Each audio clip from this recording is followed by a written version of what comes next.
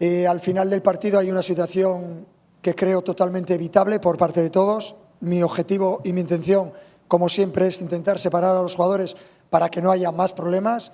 Situación evitable, hay mucha tensión, mucha presión y a partir de ahí hay una serie de empujones por parte de mucha gente que creo deberíamos evitar entre todos y que no debería volver a ocurrir. Pero, repito, mi intención, como siempre, evitar cualquier situación que vaya a mayores. ¿Qué pasa con ese problema? Que lleva una semana o casi todo el mes del Mundial dando lecciones a todos los equipos de cómo se gana.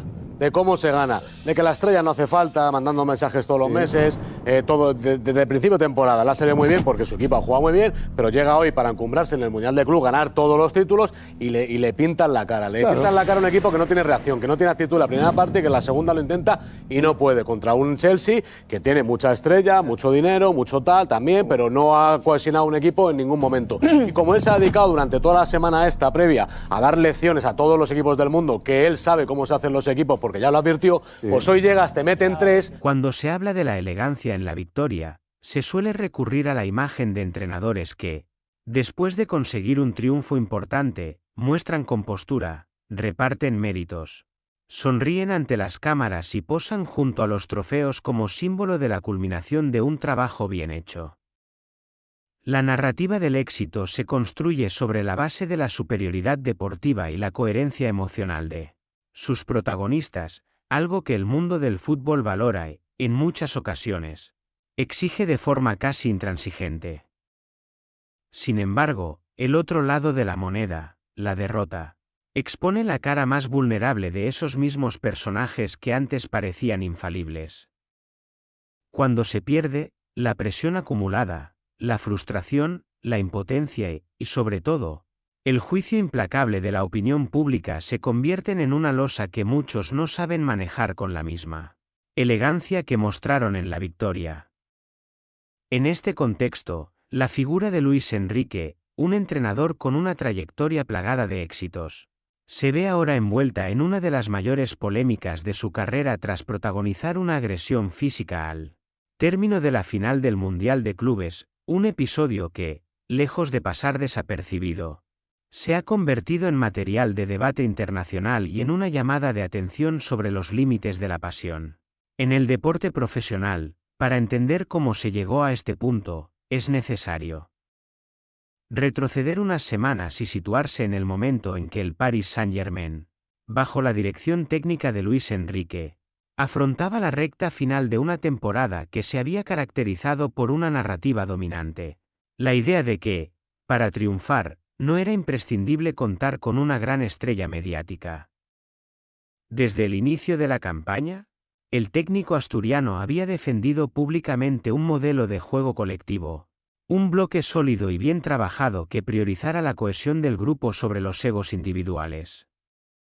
En cada rueda de prensa, Luis Enrique se encargaba de remarcar que el PSG había aprendido de etapas anteriores, donde la dependencia de figuras como Messi, Neymar o Mbappé había limitado la evolución del equipo en los momentos más decisivos.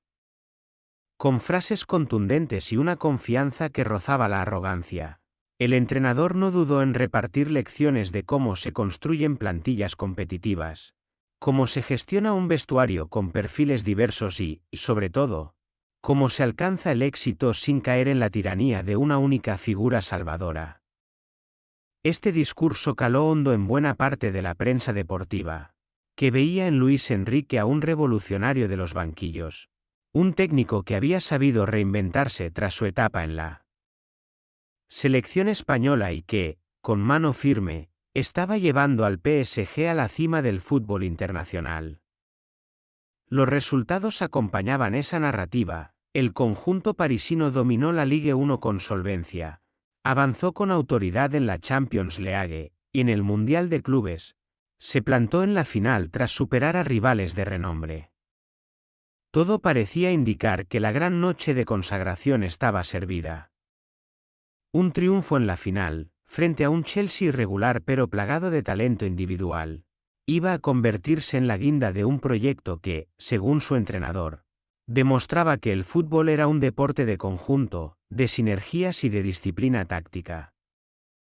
Sin embargo, el fútbol, Tan imprevisible como cruel, tenía preparada una lección distinta para Luis Enrique y su equipo. Desde el inicio del partido, quedó claro que la confianza del PSG estaba lejos de traducirse en superioridad sobre el césped. El Chelsea, bajo la dirección de un técnico interino que llevaba semanas intentando cohesionar un vestuario repleto de estrellas sin lograr una verdadera identidad de juego, sorprendió a todos con un planteamiento valiente, agresivo y preciso en los detalles. Los jugadores del PSG, acostumbrados a imponer su estilo, se vieron desbordados por la intensidad del rival. La defensa mostró grietas insospechadas, la medular perdió duelos clave y la delantera, huérfana de un líder carismático, no encontró la forma de derribar el muro azul. Cada intento de reacción se diluía entre imprecisiones, pases errados y una sensación de bloqueo mental que fue en aumento conforme avanzaban los minutos. La frustración se hacía palpable en los gestos de los futbolistas y en la banda técnica, donde Luis Enrique, lejos de transmitir serenidad, mostraba signos de irritación. Las cámaras lo captaron gesticulando de forma airada, increpando a los árbitros y lanzando instrucciones que, más que corregir errores, parecían alimentar la confusión de sus jugadores. Al término de los 90 minutos, el marcador reflejaba una derrota contundente, 3 goles encajados y una sensación de impotencia que contrastaba radicalmente con la imagen de solvencia que se había construido a lo largo de toda la temporada. Lo que debía ser una noche de consagración se transformaba en un bochorno deportivo de proporciones considerables, pero la verdadera tormenta estalló tras el pitido final. En medio del tumulto habitual que sigue a un partido de tal envergadura, los ánimos estaban caldeados. Los jugadores del PSG, heridos en su orgullo, intercambiaban reproches con algunos rivales, mientras la prensa buscaba captar declaraciones en caliente. Fue en ese instante, entre empujones y palabras subidas de tono, cuando Luis Enrique, lejos de ejercer de pacificador, irrumpió en la trifulca de forma inesperada. Las cámaras de televisión, testigos silenciosos de la historia, captaron con nitidez el momento en que el técnico español se acerca a João Pedro, delantero brasileño del Chelsea, y le propina un manotazo. La imagen, congelada en 1000 titulares, muestra a un Luis Enrique fuera de sí, con el rostro desencajado, mientras uno de sus capitanes, Kimpembe, se ve obligado a sujetarlo para evitar que la situación escale aún más. La secuencia, transmitida en directo y reproducida una y otra vez en redes sociales, desató un vendaval de reacciones. Para muchos, se trataba de la confirmación de que la arrogancia que había mostrado el técnico en sus discursos se había transformado en una actitud beligerante incapaz de soportar la presión de la derrota. Para otros, era simplemente un desliz humano, el producto de la tensión extrema que implica jugar una final y ver cómo se esfuma la gloria en cuestión de minutos. Sin embargo, más allá de las interpretaciones emocionales, la realidad es que el reglamento de la FIFA es claro en lo que respecta a las agresiones físicas. Cualquier contacto violento entre un miembro del cuerpo técnico y un rival es motivo de sanción, independientemente de la magnitud del golpe o de las provocaciones previas. Consciente de la gravedad de la situación, Luis Enrique intentó justificarse ante sus colaboradores. Un micrófono abierto, probablemente instalado por un canal de televisión que buscaba captar reacciones espontáneas, recogió sus palabras: «Soy tonto, está así parado, me empuja, le toco y se tira».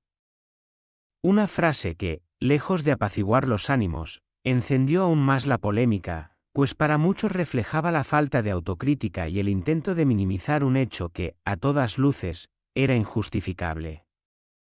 La FIFA, alertada por la magnitud mediática del incidente, no tardó en anunciar la apertura de un expediente disciplinario que, según expertos en derecho deportivo, podría traducirse en una sanción de varios partidos oficiales y una multa económica considerable. Mientras tanto, la prensa deportiva internacional se hacía eco de cada detalle del escándalo. Programas de tertulia, como el famoso El Chiringuito, se relamían con la caída de un entrenador que, durante semanas, había ofrecido titulares soberbios y lecciones de moral futbolística. le tenían ganas, comentaban algunos periodistas, recordando las ruedas de prensa en las que Luis Enrique, con su estilo irónico y a veces mordaz, no dudaba en corregir a reporteros, cuestionar preguntas y establecer una clara distancia entre su visión del juego y la del resto del mundo. La paradoja de verse ahora en el centro de un escándalo por perder los papeles en el momento más importante de la temporada resultaba irresistible para una industria mediática siempre ávida de historias de ascenso y caída. En París, la situación no era menos tensa. Los aficionados del PSG, divididos entre quienes consideran a Luis Enrique un artífice de un cambio estructural en la filosofía del club y quienes ven en su figura a un técnico que no ha sabido gestionar la presión de los grandes escenarios, debatían en foros y redes sociales sobre el futuro inmediato del entrenador. La directiva, por su parte, se enfrentaba a una decisión complicada: respaldar públicamente a su técnico, minimizando el incidente como un error aislado, o desmarcarse de su comportamiento para proteger la imagen de un club que, en los últimos años, ha invertido miles de millones de euros para posicionarse como una referencia de excelencia deportiva y marca global. En este contexto, la figura de João Pedro, el delantero brasileño que recibió el manotazo, adquiría un papel inesperado.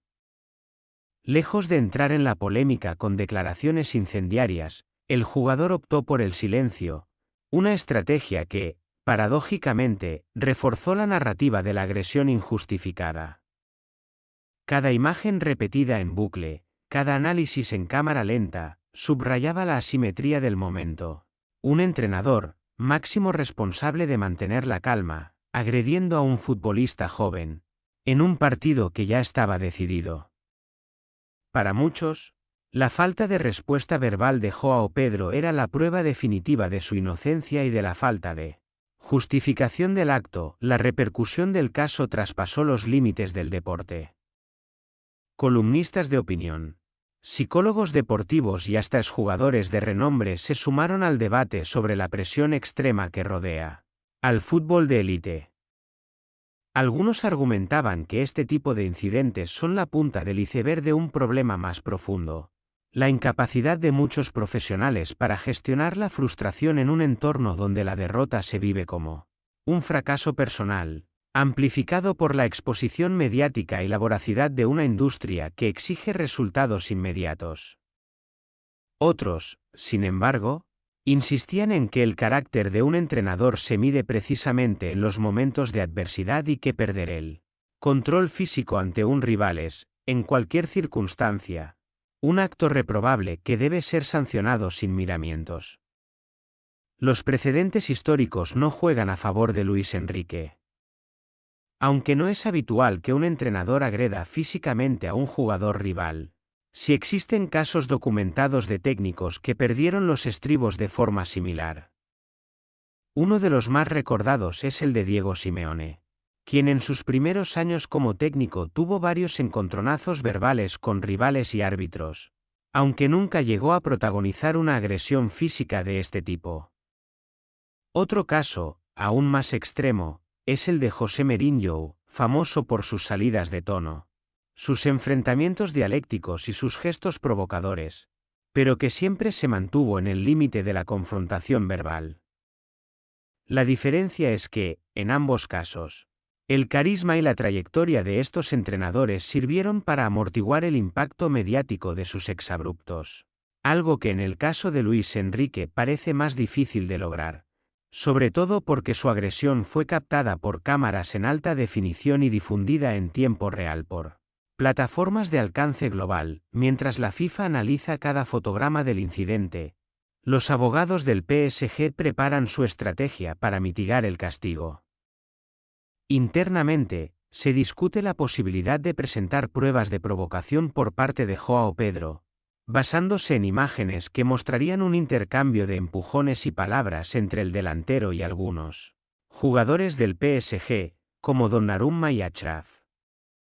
Sin embargo, la mayoría de los expertos coinciden en que, aunque existiera provocación, nada justifica la reacción física de un miembro del cuerpo técnico.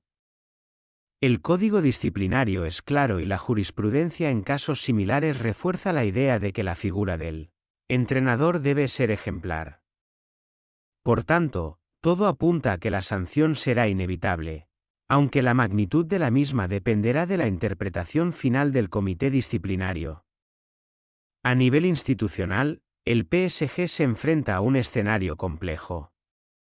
Por un lado, la directiva valora la continuidad de un proyecto deportivo que, más allá del bochorno en la final, ha mostrado signos de evolución táctica y cohesión interna. Por otro, saben que la imagen del club, cuidadosamente construida para atraer patrocinadores, expandir su base de seguidores y consolidarse como una marca global, se ve seriamente dañada por la conducta de su entrenador en un escaparate internacional como el Mundial de Clubes. La posible ausencia de Luis Enrique en los primeros partidos de la próxima temporada, sumada a la incertidumbre generada por la sanción, obliga a replantear la planificación de la pretemporada y la estrategia de comunicación para los próximos meses. En paralelo, la afición, dividida y desencantada, empieza a preguntarse si la filosofía del bloque sólido sin figuras estelares es sostenible a largo plazo. La derrota ante el Chelsea, un equipo sin una identidad clara pero con jugadores de calidad individual sobresaliente, ha reabierto el eterno debate sobre la necesidad de contar con líderes carismáticos capaces de decidir partidos por sí mismos.